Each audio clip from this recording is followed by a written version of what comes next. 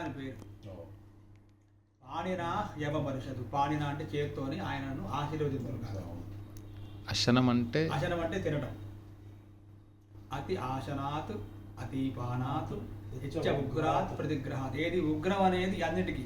అతి ఆశనం ఉగ్రం అంటే ఎక్కువ, అత్యధికంగా తినేదానికంటే ఎక్కువ బాగుంది కదా అని తినటం అతి ఉగ్రం.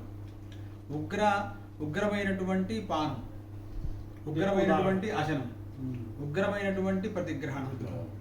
ఈ మూడిటి నుంచి రక్షింపబడాలంటే నీళ్లు అనేటువంటిదే ఈ అన్నింటినీ పరిశుద్ధం చేస్తుంది.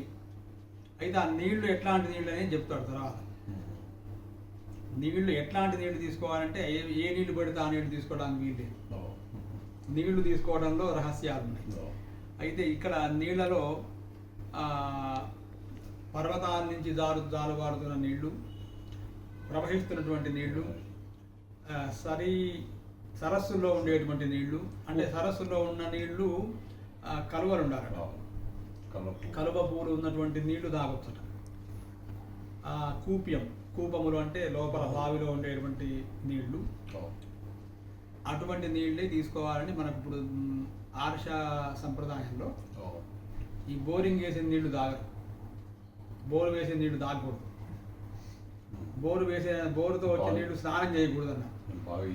బావిలో తోడుకున్న నీళ్లు మాత్రమే స్నానం చేయాలి. కానీ స్నానం చేయడానికి ఆ విధానం అంటే తాగడానికి.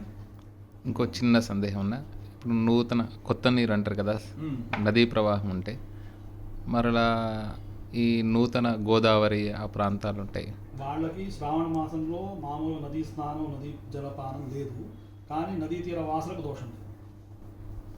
అంటే ఈ వేదం అఖిల ధర్మ మూలాలకు సాక్ష్యం. ఎట్లా అంటే ప్రతి విషయాన్ని వేదంలో చెప్పారు, దానికి మనం గ్రహించగలగాలి. కానీ బోల్డ్ విషయాలు ఉన్నాయి.